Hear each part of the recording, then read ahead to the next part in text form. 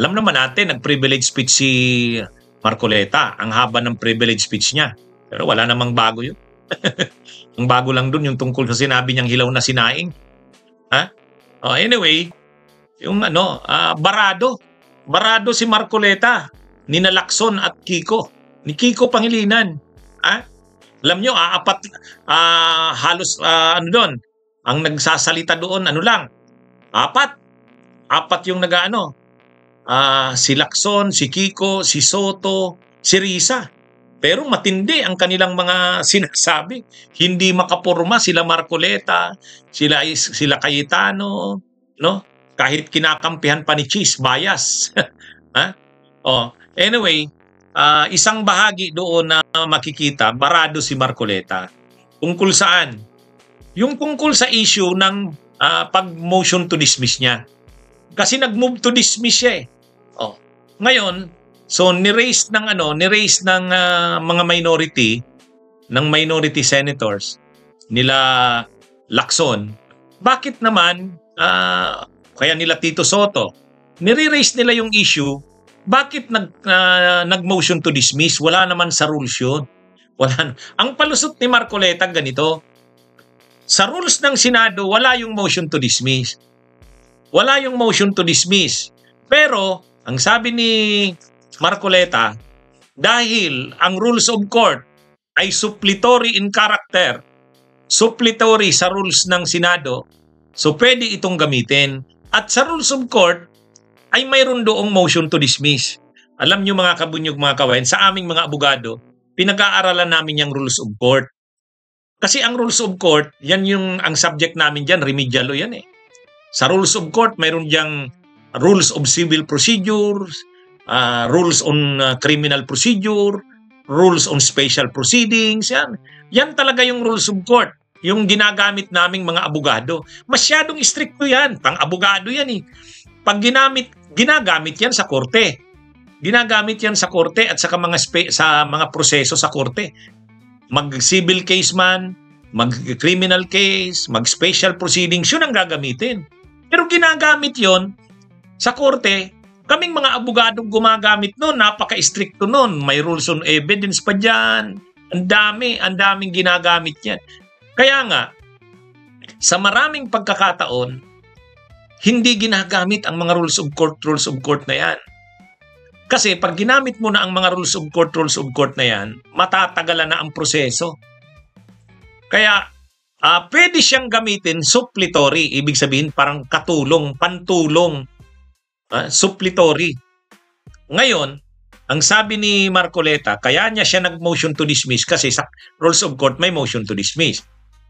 Yun na, sa rules ng Senado, walang motion to dismiss. Pero pwedeng gamitin yung rules of court as suppletory in character. Yung mga ganyang termino, kaming abogadong gumagamit yan, suppletory. Pero binara siya ni Lacson.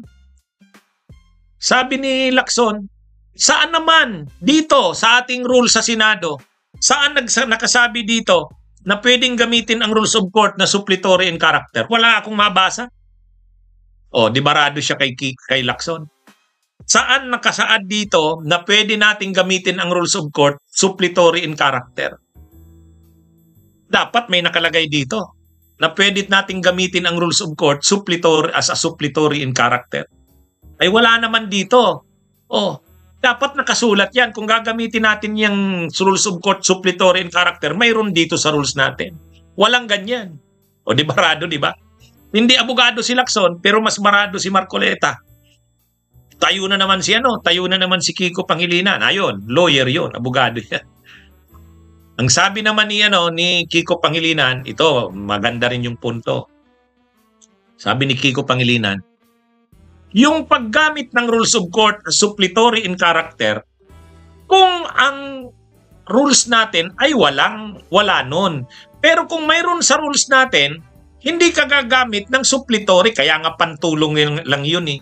Bakit mo gagamitin yun pantulong or suppletory kung mayroon naman sa rules?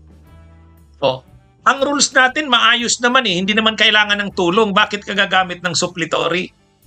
Yun, ang tindi. Yun. Kaya ngayon alam nyo dito sa nangyaring ito sa Senado, abogado si Marcoleta. Pero nung una binaras siya ni Tito Soto. Mas marami pang ang bumilib kay Tito Soto. Mas abogado, parang abogado pa si Tito Soto kaysa kay Marcoleta.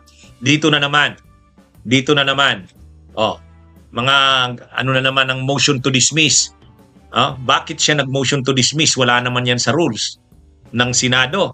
Yung motion to dismiss. Kumbaga, ang sabi ni Marcoleta, nasa rules of court yan.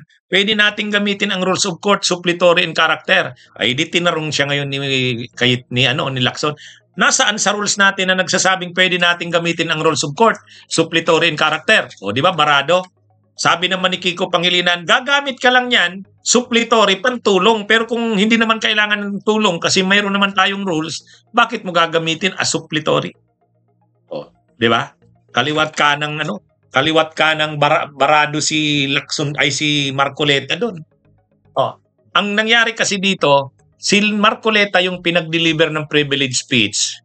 Kasi siyempre, nagmamagaling si Marcoleta, abogado nga naman, at pro Duterte. Siyempre, sa halip na si Cayetano ang magsalita, na siyempre nagko-cover pa, nagkukunwari pa si si Cayetano na hindi siya napaka pro Sara, parang neutral siya. Ganun din si Jinggoy, ganun din si Villanueva. Siyempre ayaw pa nilang lumabas na napaka pro Duterte nila. Sino ba dito yung napaka tagapagtanggol ni Sara na mayabang na mag-aastang magaling siya sa law? O di si Marcoleta, di sa kanya binigay ngayon ang role na mag-privilege speech. Pero pagkasalita niya, binara ni Soto, binara ni Lacson, binara ni Kiko. Kahit mga hindi abogado si Lacson, si Tito Soto, mas marado si Marcoleta. Mas magaling pa kaysa kay Marcoleta. Kahit si Risa, hindi rin abogada, pero magaling pa ang mga sinabi niya.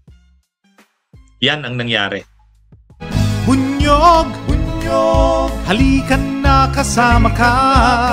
Bunyog, kapag buklod ay may pag-asa. Luzon, Visayas, Mindanao, isa ang pananaw. Sa bagong Pilipinas ang bunyog isisigaw.